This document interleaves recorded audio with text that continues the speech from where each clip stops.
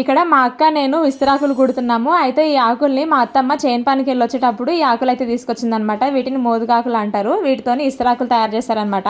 ఇప్పుడంటే మనం రెడీమేడ్గా buffet plates అని పేపర్ ప్లేట్స్ అని అన్నీ రెడీమేడ్గా తెచ్చేసుకుంటున్నాం కదా. కానీ పాతకాలంలో అయితే ఏమైనా పెళ్ళిళ్ళు ఫంక్షన్లు ఉన్నా కూడా ఈ ఆకులతోని ఇస్తరాకులు రెడీ చేస్తుండే అనమాట.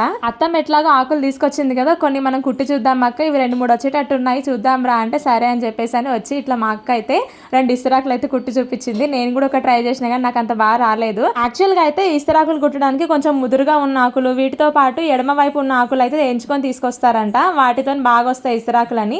సో మా అత్తమ్మ అయితే కొన్ని కలిపి తీసుకొచ్చేసింది.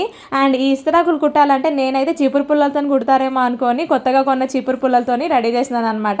అయితే చీపురు పుల్లలతో కాదు, ఇట్లా సొప్ప బెండుతోని మంచిగా సన్నగా చిన్న చిన్న ముక్కలు చేసేసి వీటితోని కుడతారని చెప్పేసి అని చూపించింది అనమాట మా అక్క. అన్నట్టు మీలో ఎంతమందికి ఈ విస్తరాకులు తెలుసో, కుట్టడం వచ్చో కమెంట్ సెక్షన్లో చెప్పడం మర్చిపోకండి. విలేజ్ వీడియోస్ కొన్ని ఉన్నాయి, నెక్స్ట్ వీడియోస్లో అప్లోడ్ చేస్తాను.